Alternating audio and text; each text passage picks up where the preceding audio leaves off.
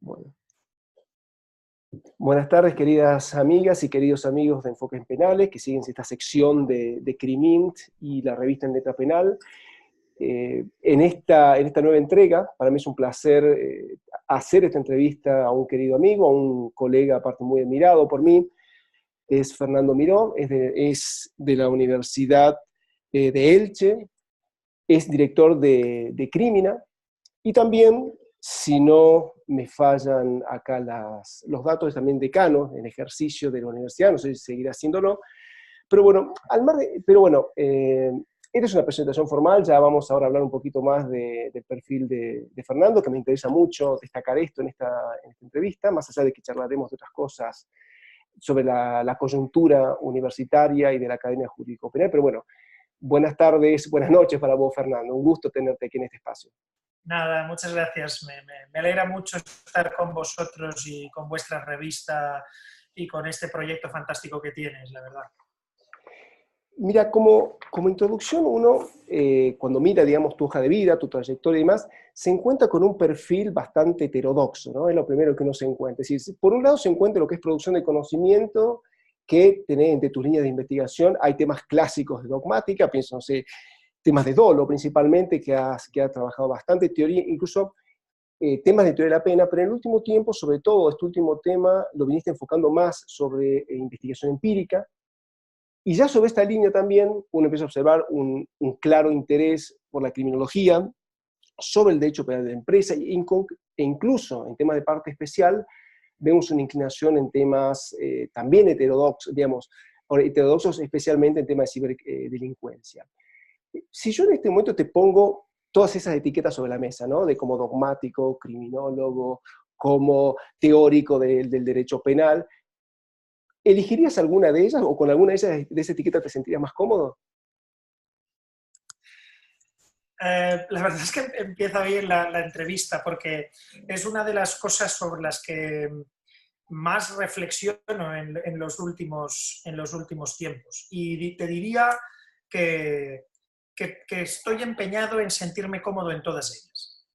Y esto yo sé que hay algunos que no lo comprenden bien, en el sentido de que estamos acostumbrados, y es cierto, estamos acostumbrados a, porque entre otras cosas tiene cierta lógica que así sea, estamos acostumbrados a un modelo científico, en la disciplina que sea, donde uno para controlar una disciplina, el trabajo que exige es tan brutal que uno no se puede dedicar a dos o a tres disciplinas. Yo en mi caso reconozco que, a veces incluso hago trampa y me presento como catedrático de Derecho Penal y Criminología. Y lo cierto es que lo de las etiquetas como tales no me gustan, pero las etiquetas son importantes. Y son importantes sobre todo porque marcan una parte volitiva, marcan en efecto una parte de qué quiere ser uno. Yo me siento profesor de Derecho Penal y no voy a renunciar nunca a serlo, y además creo que es lo que esencialmente soy, pero también es cierto que en los últimos años, desde hace tiempo, estoy haciendo criminología. Separando la cuestión de si uno es criminólogo por ser licenciado, si uno es jurista por ser titulado en Derecho o lo que sea, lo que es cierto es que yo como investigador me siento ambas cosas y en cierta medida estoy intentando dedicarme a ambas, lo cual exige un esfuerzo grande y exige dos cosas. Uno, exige buscar puntos de confluencia, que yo creo que los hay, evidentemente, es decir, exige buscar esos, y después exige también que uno elija muy bien los temas que quiere dedicar tanto en una cosa como en la otra. Cuando uno es profesor de Derecho Penal o cuando uno es investigador en Derecho Penal, uno no es experto en todo. Y conforme además pasa el tiempo, se da cuenta que es experto en menos cosas y que sabe de mucho, es decir, mucho de poco y poco de mucho. Yo ahora mismo me interesa mucho la filosofía del derecho penal. Desde siempre me ha interesado, pero ahora muy en particular.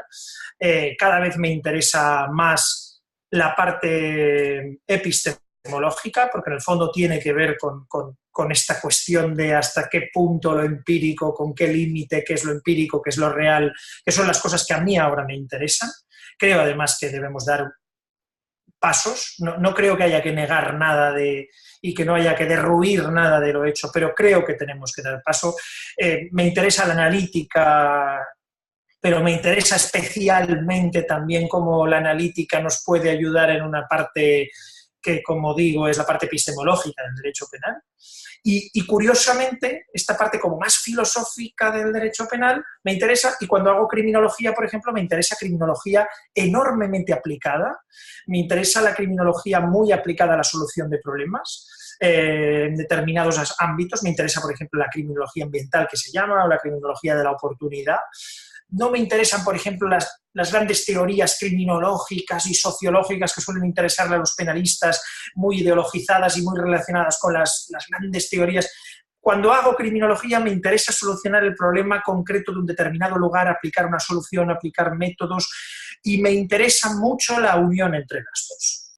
Entonces, es cierto que alguno se siente incómodo con que yo me sienta cómodo siendo las dos cosas, pero yo estoy bien y lo que de momento me permite la cátedra es hacer las dos cosas.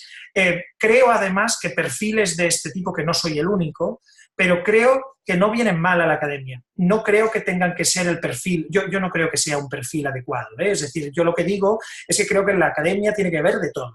Entonces, algún loco de este estilo que le da varios palos a la vez, eso sí, intento siempre hacerlo con el máximo rigor, porque si no, yo no me dedico a un tema. En eso, es decir, mi nivel de autoexigencia es el mío y lo es en ambas disciplinas. Tengo la suerte de tener cierto reconocimiento en criminología, por ejemplo, pues bueno, es decir, en determinados temas, y lo tengo, y en derecho penal pues creo que también lo tengo en los temas en los que trabajo, pero como digo, creo que es bueno que haya ese perfil,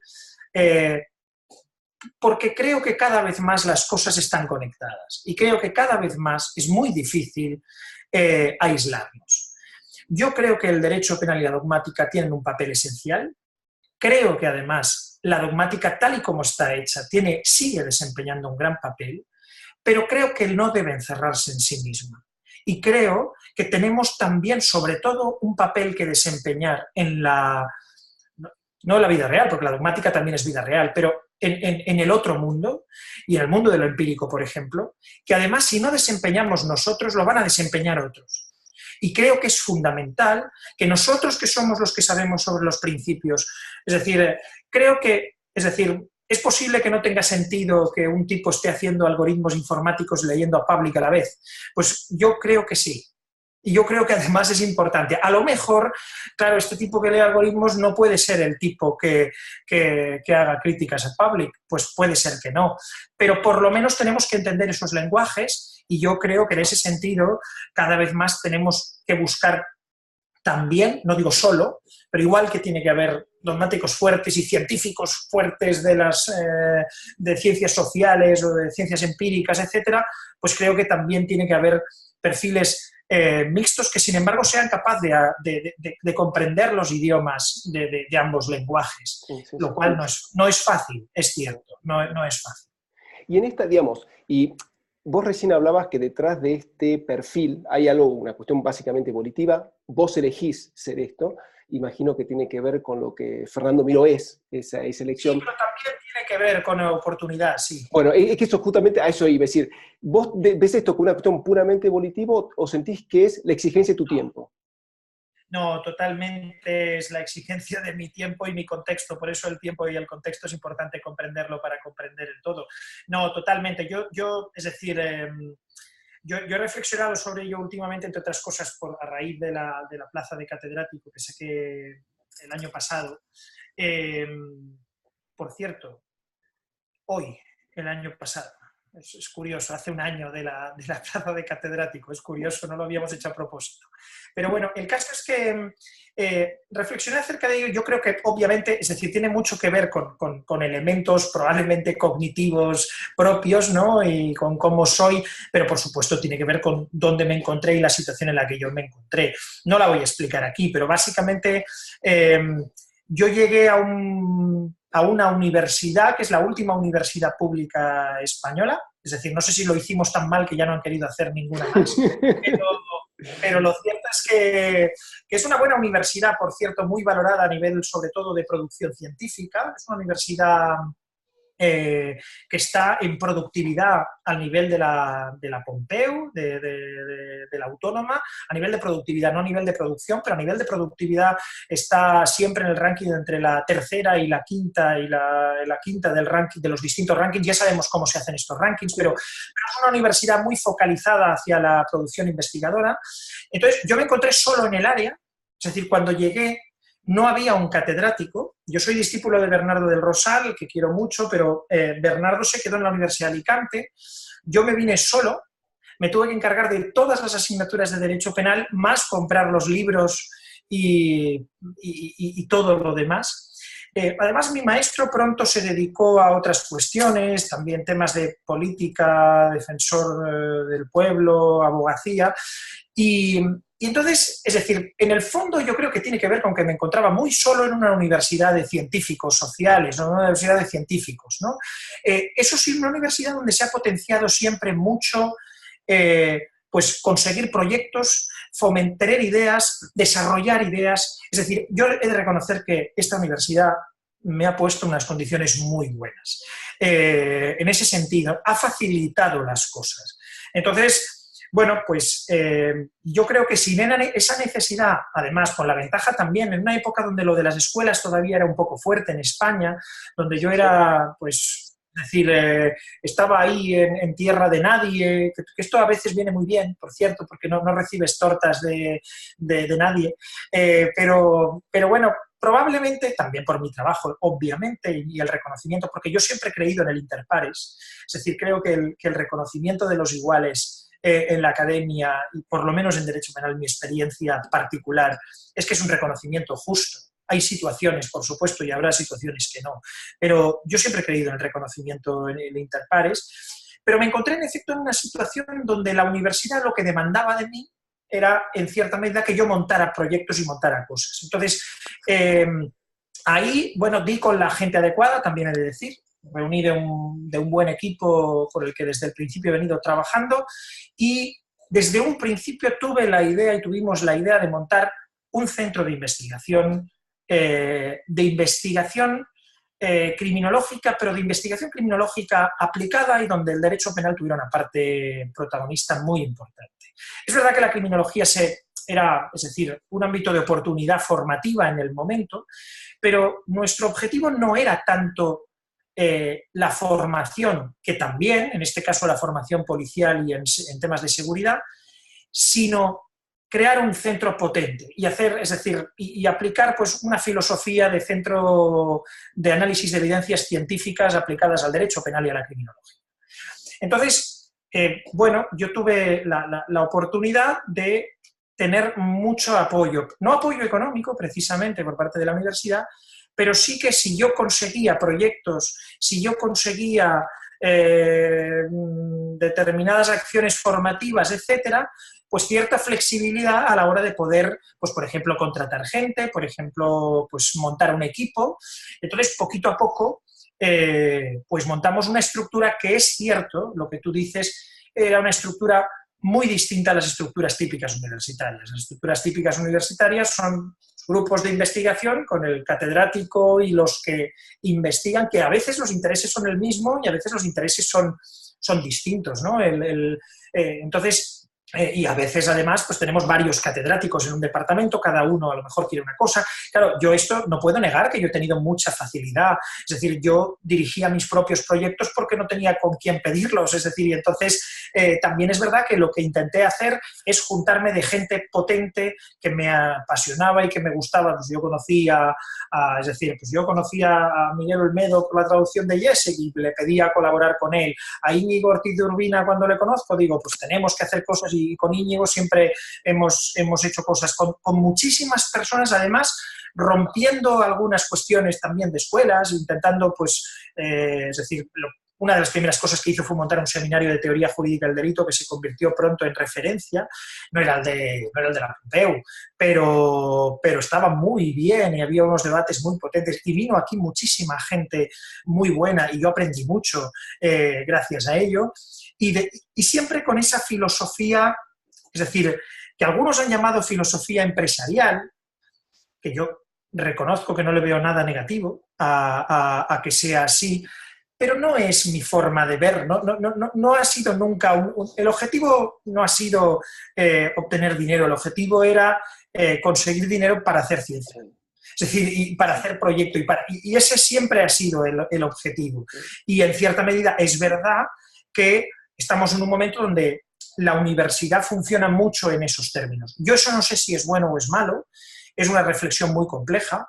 Creo que monetizarlo todo es un error, eso es indiscutible, y es indiscutible que todo pensarlo en términos de financiación. Creo que, por ejemplo, se debe mantener la financiación básica, y que es fundamental de la investigación básica, quiero decir. Creo que no financiar la investigación básica, por ejemplo, en dogmática pura o en filosofía o en ética, creo que es un error colosal. Pero creo que también tenemos que ser lo suficientemente inteligentes como para buscar los puntos de anclaje. Es decir, yo estoy ahora presentando un proyecto que se llama Becar IA, sobre inteligencia artificial y la creación de un robot para la realización de legislación experimental y para la evaluación de legislación experimental. En el fondo estamos trabajando en ética y estamos trabajando en derecho penal y en filosofía del derecho penal, pero estamos buscando, es decir, trabajar también en inteligencia artificial con gente de ingeniería de sistemas, con gente de ética, de filosofía de otros sitios. En Crimina ahora mismo pues hay filósofos, que por cierto, es decir, fundamental para mí, porque para el debate nos entendemos muy bien, hay estadísticos, hay informáticos, hay criminólogos, hay penalistas. Y yo creo que, es decir, a mí reconozco que esto me divierte mucho y he conseguido hacer lo que quería hacer. Sí que es verdad que yo creo que tuvo mucho que ver ese necesitar gente, ese necesitar compartir y eso que la universidad me demandaba es, ¿tú quieres gente? Pues bueno, consigue financiación, consigue proyectos. Yo recuerdo que a mí pedir proyectos de investigación me parecía algo muy complicado, porque me parecía, es decir, lo que en aquel momento se exigía a los proyectos de investigación eran un montón de sexenios, de un montón de catedráticos, en un equipo de un montón de gente. Y el primer proyecto de investigación que me dieron a mí, era un equipo de investigación donde solo había un sexenio, y nos dieron el proyecto de investigación. Pero el proyecto de investigación era buenísimo. Es decir, yo creo que llegamos en un momento nosotros donde empezaban a leerse muy bien las propuestas, donde realmente la gente quería cosas potentes y donde, quizá porque había menos dinero, no lo sé, esto a lo mejor estoy fabulando, pero quizá porque había menos financiación, había que decidir muy bien en qué y en cómo y con quién.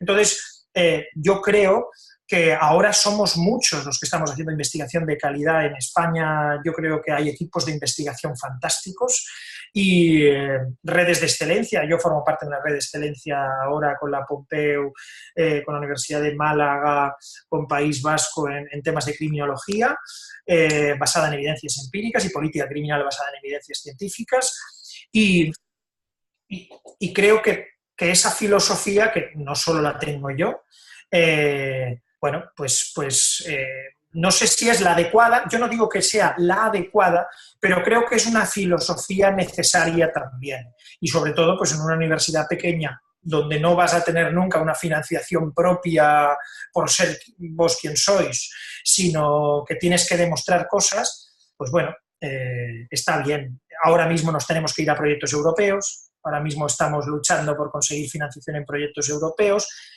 y a veces tienes que hacer la parte que quiere el proyecto europeo que hagas y la tienes que cumplir, el análisis de derecho comparado, pero mientras tú puedes aprovechar la investigación para hacer lo que tú realmente quieres investigar también.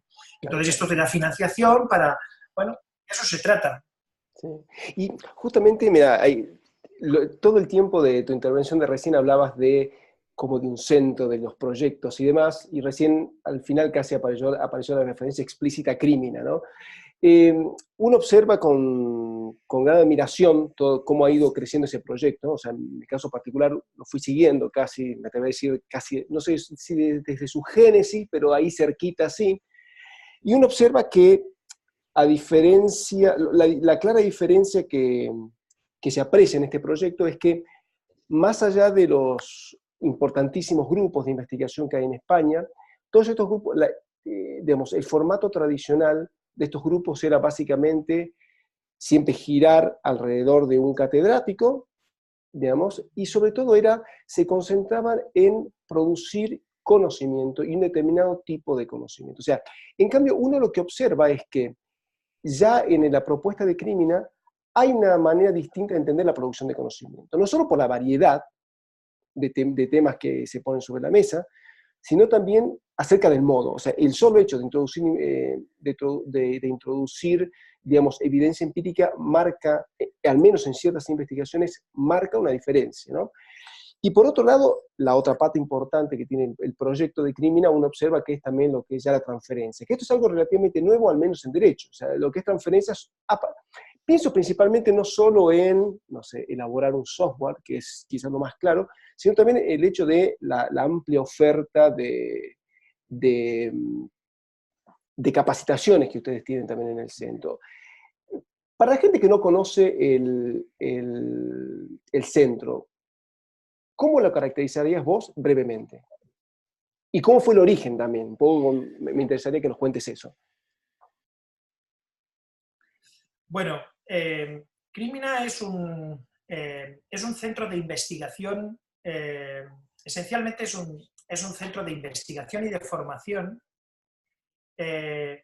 muy, digamos, orientado a la solución de problemas relacionados con el derecho penal y la criminología. Crímina parte de la idea, es decir, es el Centro para el Estudio y Prevención de la Delincuencia, y parte de la idea de que,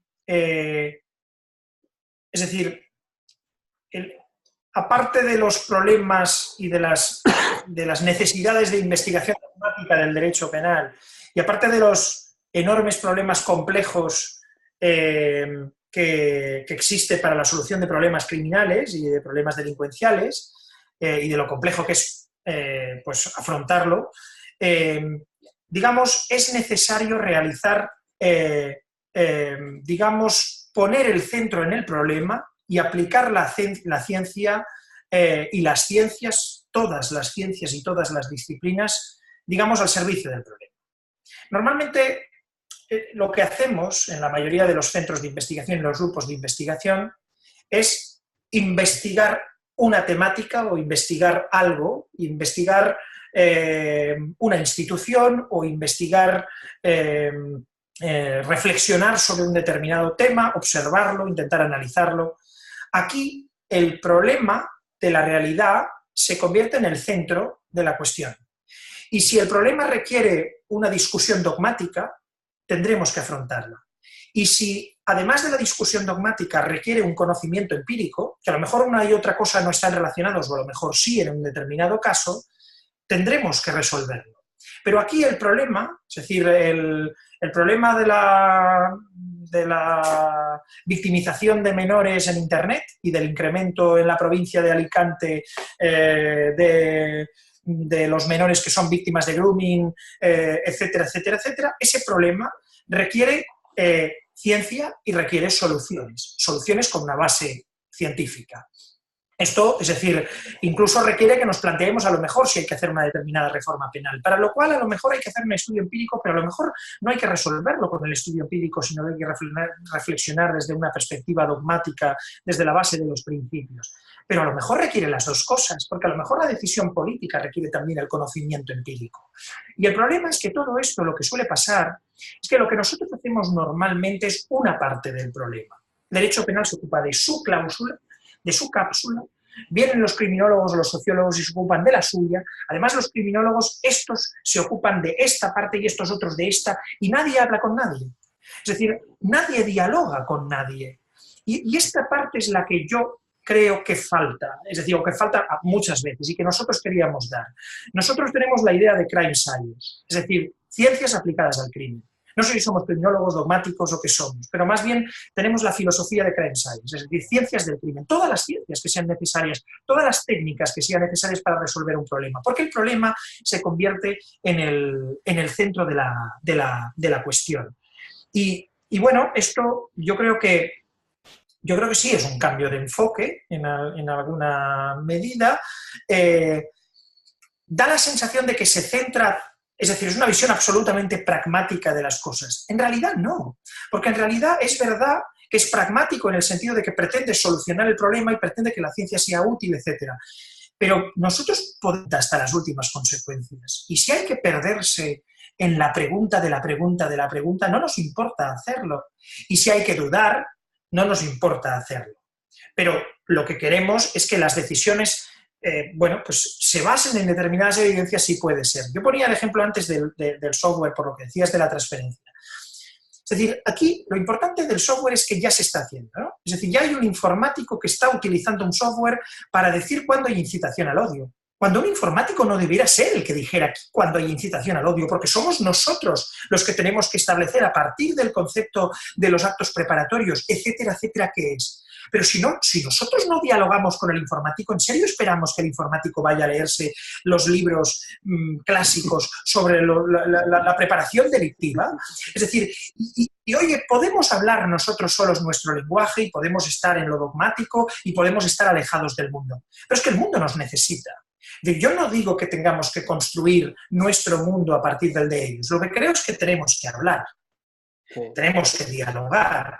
Creo que la ciencia exige. Yo creo que tendríamos, es decir, esto lo he dicho, creo, Íñigo alguna vez, pero los penalistas tendríamos un montón de amigos si habláramos con otros. Y esta es la filosofía que nosotros tenemos, porque yo creo que somos parte de las ciencias sociales, tengamos nuestras características metodológicas o no, y está bien que hagamos y que afrontemos los problemas de esta perspectiva. El último proyecto que tenemos nosotros ahora se llama Nexo. Y es, además, es decir, es nuestra filosofía. En realidad, Nexo es, aunque es un proyecto de I+D financiado por el Ministerio de Educación y Ciencia, ¿no? Ahora no sé cómo se llama, pero el del astronauta, sí. Magnífico, Pedro Duque, que además parece que tiene buenas ideas, veremos si puede desarrollarlas. Pero nuestro Ministerio de Ciencia y Universidades, creo que se llama, tenemos un proyecto que se llama Nexo.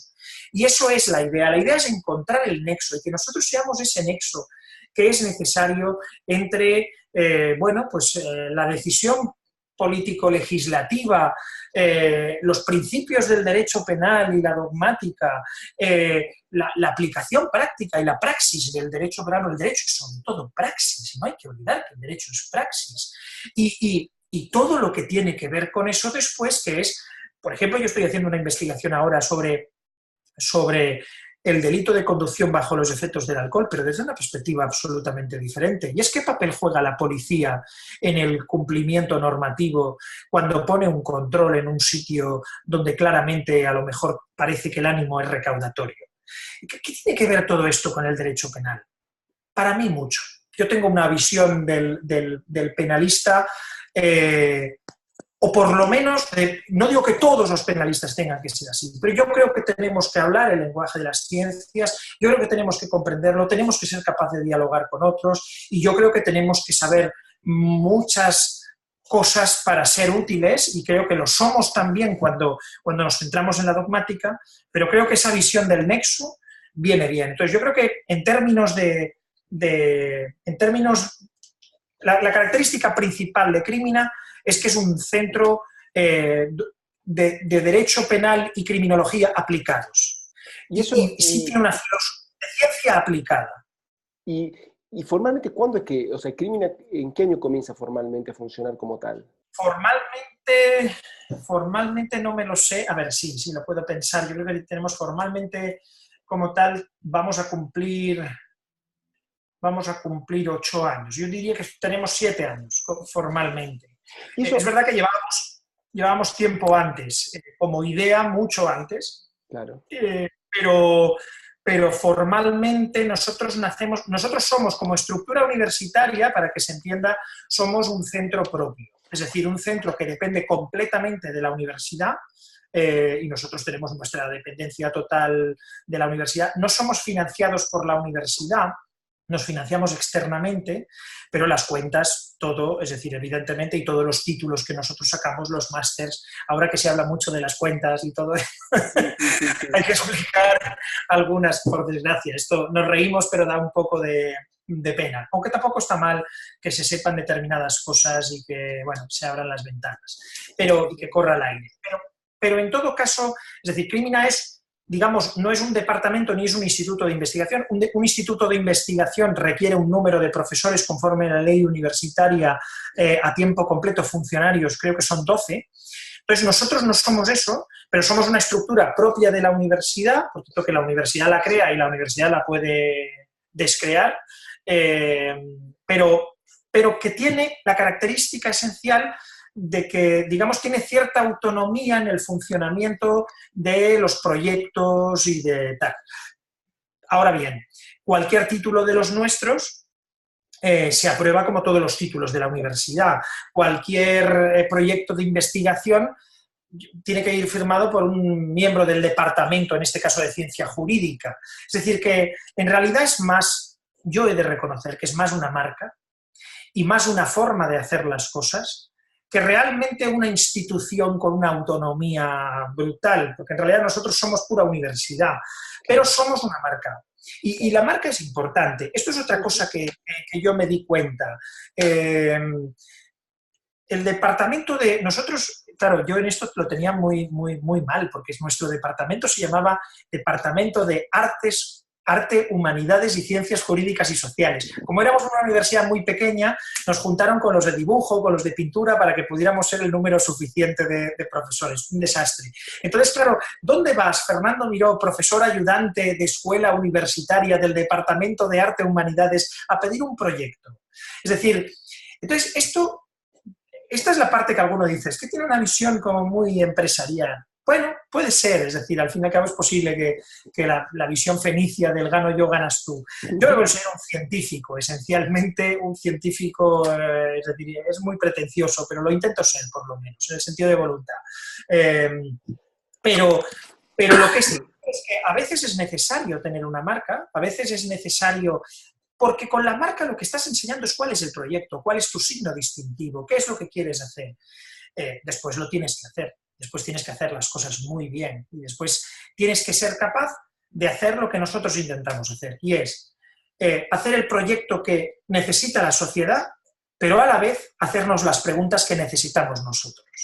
Porque eso sí, lo que nunca voy a hacer y nunca hacemos nosotros es un proyecto, nuestra premisa es divertirnos. Si nosotros en un proyecto no nos divertimos, no lo hacemos. Y si lo hacemos, dejamos de hacerlo y ya no lo hacemos más. Porque nosotros nos divertimos cuando nos hacemos unas preguntas de investigación que nos interesan, cuando nos salen hipótesis que necesitamos falsar, cuando las estructuras clásicas para la explicación de las cosas no nos cuadran. Esto es lo que a nosotros nos mueve. Entonces, a veces hacemos cosas que aparentemente, no voy a poner ejemplos, pero un proyecto de investigación que dices, bueno, pues este proyecto de investigación no va en tu línea, pero dentro de él metemos las preguntas que nos interesan, metemos las cuestiones que nos apasionan, porque el día que nos dejen de apasionar y nos dejen de tal, pues no nos interesarán. Y a mí mi trabajo, ser profesor de universidad y ser catedrático de universidad, me lo ha dado todo junto con, pues eso, con mi relación con mi mujer y mis hijas. Sinceramente, yo disfruto esto. Entonces, Crímina tiene esa filosofía. Queremos hacer ciencia aplicada, pero ciencia. Si tenemos yo te preguntaba recién justamente con este lema de ciencia aplicada, que ya marca una diferencia en el modo de la producción y la transferencia del conocimiento en derecho penal, al menos a lo que estamos acostumbrados en nuestra tradición más europea.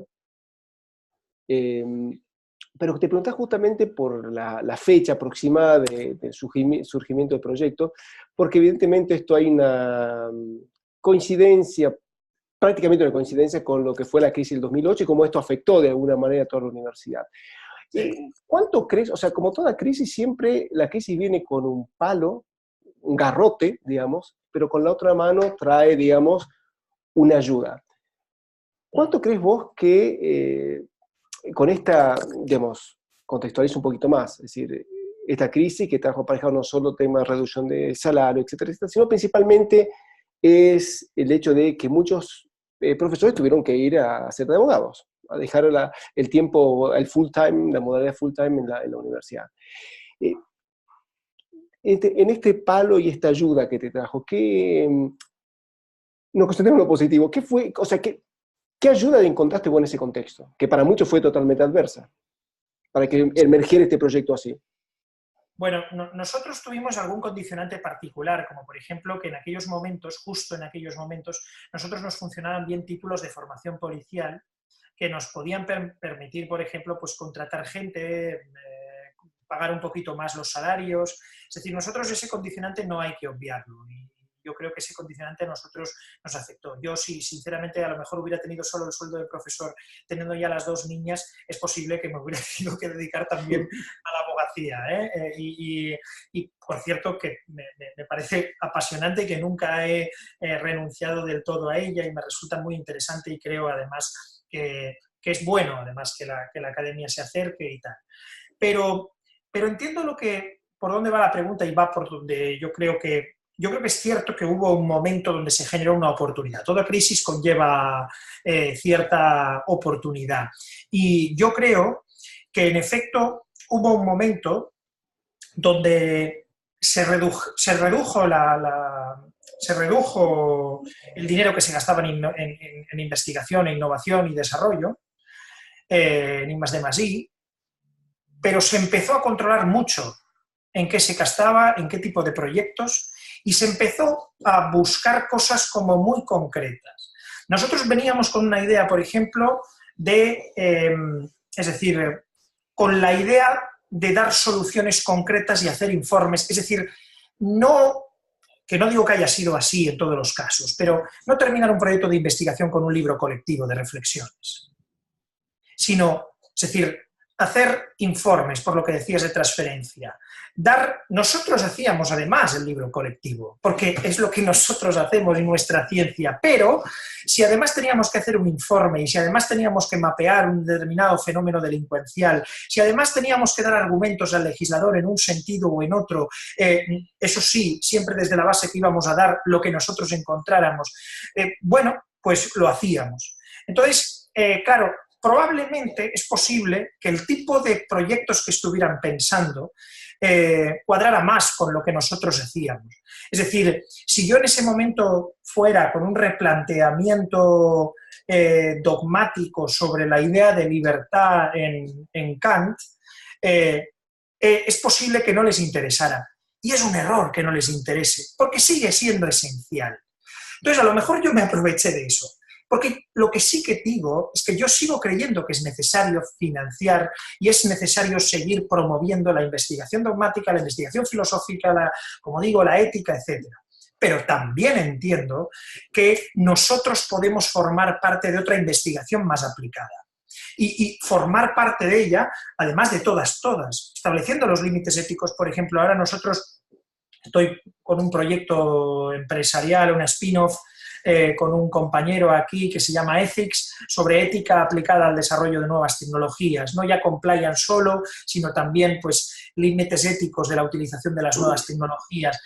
Hay muchas cosas en las que podemos aportar y en las que debemos aportar.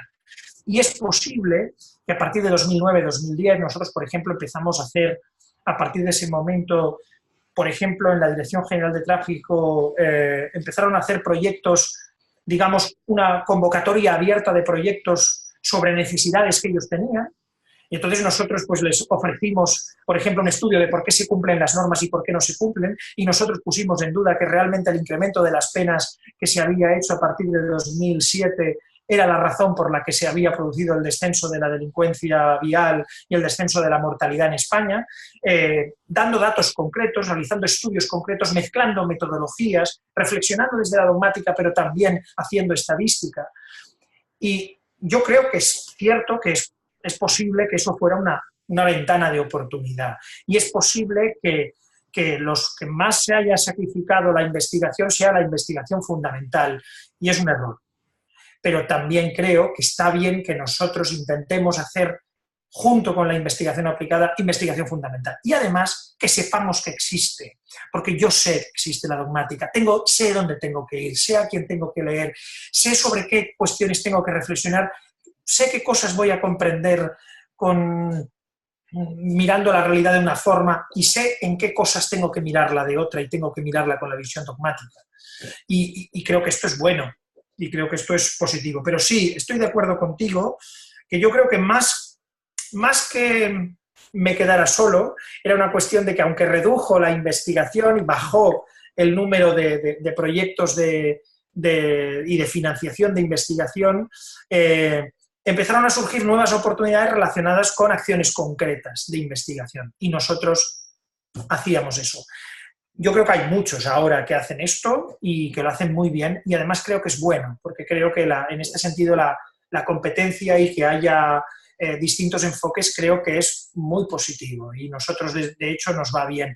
Creo, por ejemplo, que no puede ser que las universidades estén fuera de la financiación europea, que no están fuera, pero muchas veces se la llevan empresas que realizan acciones sin todo el rigor científico que podemos hacer desde la universidad. Creo que la universidad tiene muchísimo que aportar en este sentido. Sí, en ese sentido, incluso, mira, escuchándote, me lleva a reflexionar acerca de justamente el papel del 2008, que más allá de la contingencia económica y política de aquel entonces, habla también de alguna manera, coincide en todo caso con una especie de crisis acerca de la visión de la universidad, la visión de la academia, la visión acerca de cómo se produce conocimiento, al menos en derecho penal. Si querés lo puedo reducir al mundo del derecho penal. Pero a su vez también hay una cosa que todavía no apareció, pero sé que tenés un interés especial en la docencia, porque creo que también asistimos también a una crisis en el modo también de enseñar el derecho. Y yo hablaría más en una crisis del aprendizaje del derecho, porque creo que está muy instalada esta visión, creo que hemos compartido, de hace 50 años hasta esta parte, o más, o 100 años hasta esta parte, se viene enseñando prácticamente igual en las universidades. Uno ha pensado que incorporando el PowerPoint y algún otro programa un poquito más sofisticado, ya estamos sofisticando nuestras clases, en realidad estamos haciendo lo mismo, ¿no? Esta visión tan unidireccional del docente bajando información al alumno, que tiene la cabeza vacía y nosotros se la venimos a rellenar. Afortunadamente existimos estos dioses que somos los profesores de universidad. Y sé que vos tenés un enfoque distinto y sé que sos una persona que aparte le dedica un espacio en sus reflexiones a la tarea docente. De hecho, hace poco en una entrevista Íñigo Tidor Viña marcaba esto, las nuevas como estrategias de acercarse al alumno y las nuevas estrategias de favorecer un aprendizaje desde un entorno diferente. Sobre este punto quería comenzar preguntándote ¿qué diagnóstico harías de tu alumnado y sobre todo cuál es, o mejor dicho, te corrijo la pregunta, es que cuando van pasando los cursos frente a vos, año tras año o curso tras curso, ¿cuál es siempre la limitación con la cual constantemente te encontrás vos? O sea, ¿dónde ves o verías vos el germen de los problemas del aprendizaje del alumno? O del proceso de aprendizaje, ¿no? Para ser más global. Bueno, es una pregunta muy complicada. Además, es una pregunta complicada, sí, pero muy interesante. Además, yo estoy ahora, es decir, a mí me está matando la gestión. Es decir, llevo 7 años de decano, sigo de decano, y en los últimos años he descuidado un poco el tema en los últimos. He descuidado un poco el tema de la docencia, no Crímina no, y potencio mucho, y es cierto. Yo es verdad que en el fondo en derecho penal en cierta medida puedo ser pionero en algunas cosas, es decir, mis vídeos de YouTube, yo no sé la cantidad de visualizaciones que tienen, y yo es verdad que he trabajado mucho y me parece que nuestra labor docente es crucial y me parece que también requiere reflexión, más allá de los tópicos pedagógicos de la innovación docente en los que estamos metidos en los últimos años por cuestiones relacionadas más con conseguir papeles y certificaciones de acreditaciones que otras cosas.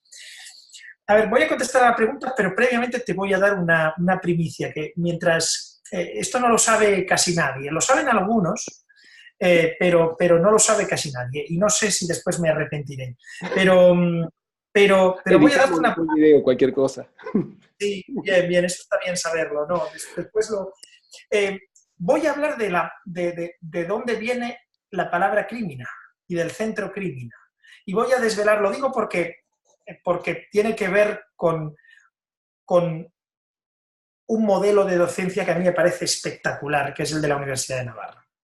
Pero bueno, eh, crímina fue no un plagio, porque yo creo que no lo fue, porque esto lo podríamos discutir. Yo hice la tesis sobre eso, ahora que está de moda el tema de los plagios. Yo hice la tesis sobre los delitos contra la propiedad intelectual en la sociedad de la información y trabajé mucho el concepto de plagio y tal. Pero yo me acuerdo perfectamente, un año, yo iba bastante, intento ir bastante a la Universidad de Navarra, tiene una biblioteca maravillosa y un departamento maravilloso con Elena Íñigo y Pablo Sánchez Ostiri, Mario y toda la gente que tienen allí, que es una gente maravillosa. Eh, y una biblioteca fantástica, es decir, la planta cuarta es una auténtica maravilla, con una biblioteca de filosofía que es una gozada auténtica. Solo lo que tiene en epistemología me puedo perder.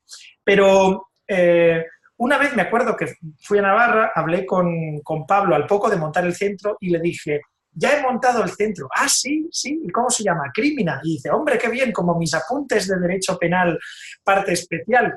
Y dije: pues es verdad, me acabo de dar cuenta. Yo recuerdo cuando estuvimos pensando, nosotros teníamos claro, en la creación del centro, teníamos claro que queríamos crear un centro de investigación. En un primer momento se nos barajó la posibilidad de empezar por una cátedra, lo que llaman de cátedras especiales. Pensamos en el nombre de una persona de Alicante, que era un gobernador, Trino Quijano, que había sido el primer gobernador, que era el primer jefe de policía en Alicante, que había muerto en la época de la peste en Alicante, luchando contra esto y descubriendo en qué sitios había que evitar la infección por peste y todo esto y tal. Pero no nos mataba la idea. De repente surgió la posibilidad de crear el centro de investigación ya formalmente, y entonces a mi cabeza vino la palabra crímina. Y cuando vino la palabra crímina yo no fui consciente. Esto es una cuestión que se ha discutido en la dogmática, sobre todo civilista, en el derecho privado, el concepto objetivo, subjetivo de originalidad. Yo no era consciente de que en realidad mi mente había cogido aquello, probablemente, de que había visto los apuntes de Pablo, probablemente sería así. Pero lo cierto es bueno, que al final Crímina se llamó así y a Pablo no le importó, que es muy buena gente y no se enfadó conmigo demasiado. Pero lo digo porque yo creo que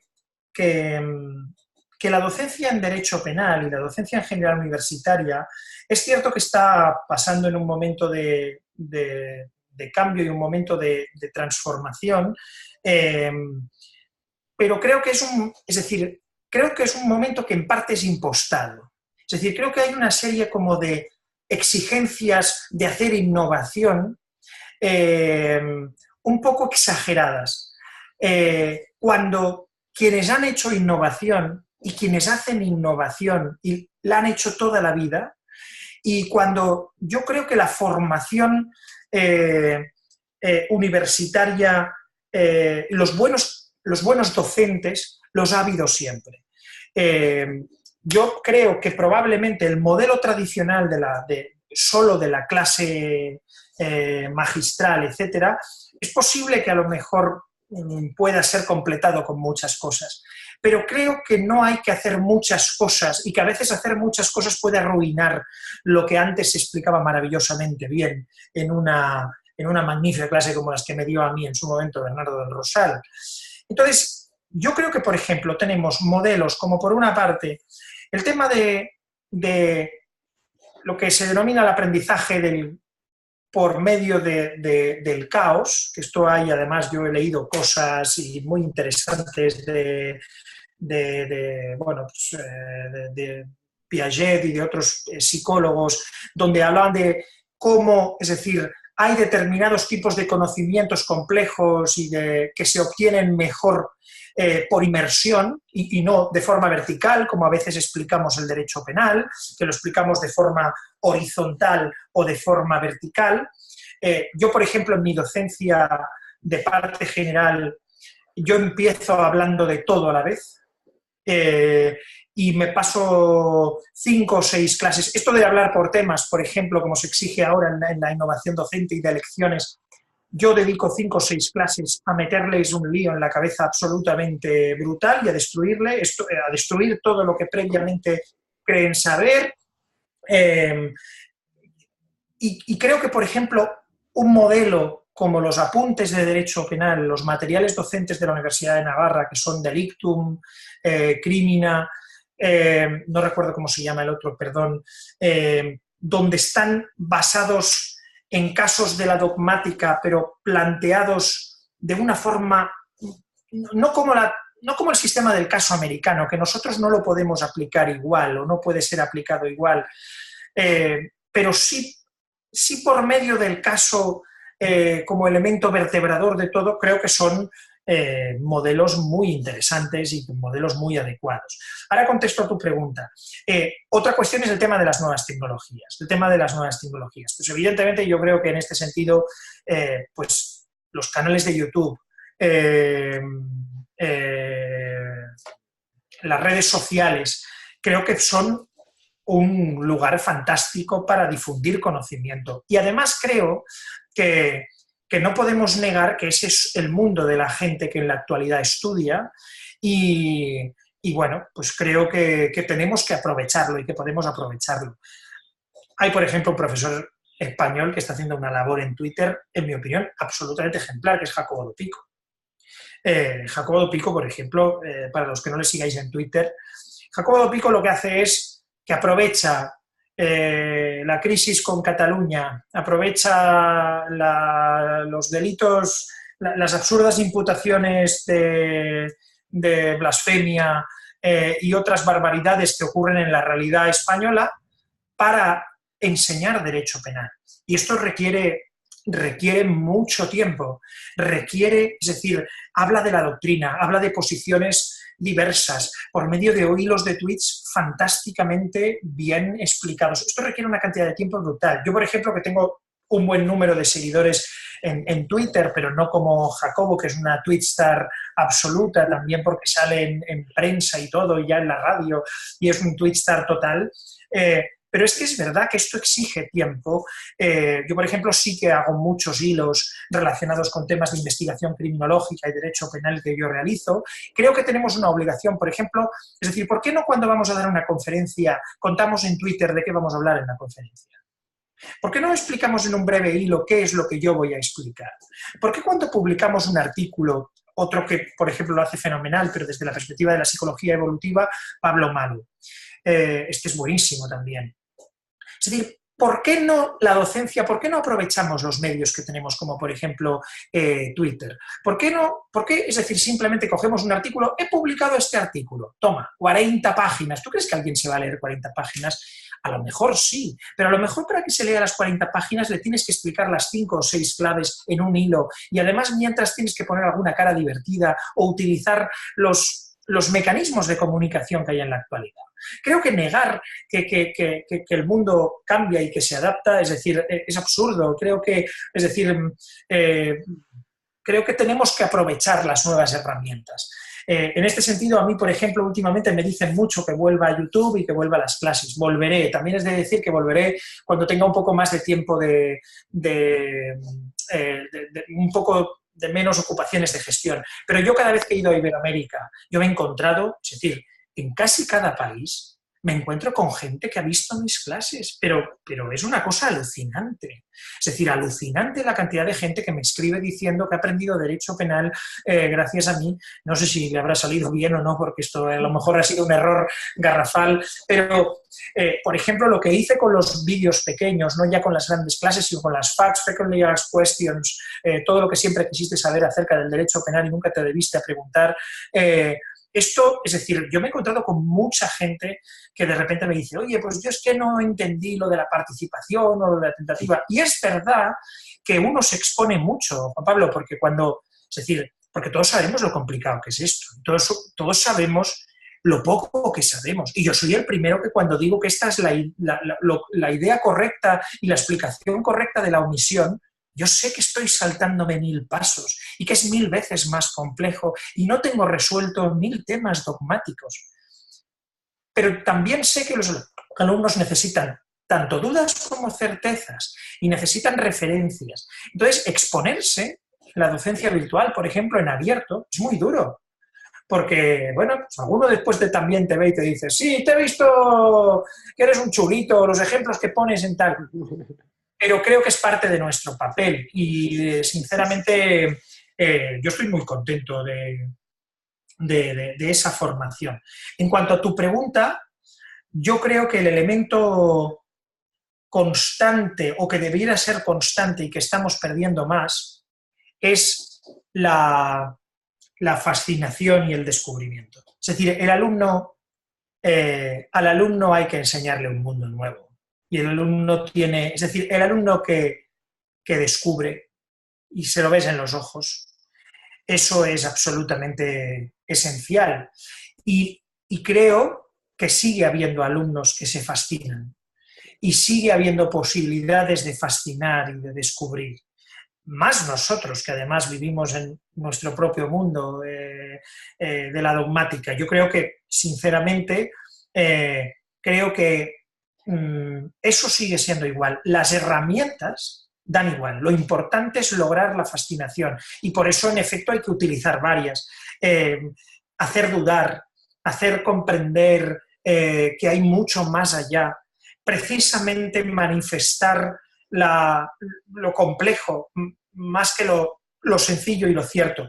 Yo creo que eso a lo largo del tiempo es constante, pero tengo la percepción, pero no sé si soy vejete para eso, que es decir, que cada vez menos. Es decir, cada vez es más complicado lograr esa fascinación y lograr que haya ese contexto de descubrimiento en el cual el alumno de repente ya está, sin saberlo, ya ha caído en el agujero como Alicia y por tanto ya va a empezar a hacerse pequeño y a hacerse grande a la vez.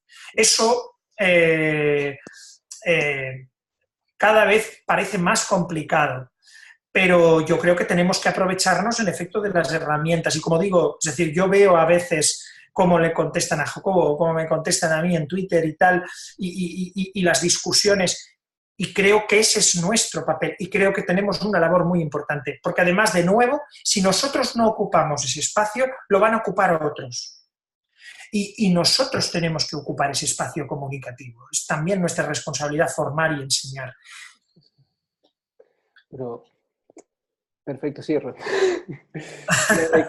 No, es que justamente me quedaba pensando digamos, cuando te hacía la pregunta, precisamente iba pensando internamente en mi respuesta, ¿no? Y esto, sobre todo cuando vos analizabas esta cuestión de, no pasa por descubrir la pólvora, hacer un gran invento, sino porque todos tuvimos grandes profesores con métodos tradicionales. Yo siempre, una de las experiencias más impresionantes que tuve de formación, la tuve en mi primera estancia o la segunda estancia que hice en Erlangen, o sea, escribiendo mi tesis doctoral con Rushka, que es una clase absolutamente tradicional, pero lo que tenía es que era un imán para la atención. Entonces yo creo que, en cierto modo... Hrushka era un descubridor de mundos, es decir, yo no le conocí personalmente, pero por lo que me ha dicho Pablo mil veces, era un mago, es decir, era un mago para transmitir. Exactamente. Entonces yo creo que, en el fondo, yo soy una persona sumamente crítica del sistema educativo en general, por la metodología, ¿no? Y creo que justamente lo que uno tiene que hacer es recuperar lo que el sistema fue matando, que es justamente la curiosidad. Sí, totalmente de acuerdo.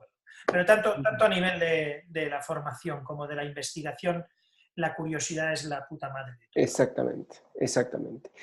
Fernando, fue un placer gigante compartir este espacio con vos. La verdad que fue súper entretenido. También por mi parte. La verdad es que me da un poco de vergüenza hablar de mí, pero en todo caso ha sido muy agradable, Juan Pablo. Pero bueno, Fer, un abrazo muy fuerte, te agradezco mucho por tu tiempo y bueno, seguimos en contacto. Cuídate y manténme informado de cómo te va todo, ¿vale? Así será.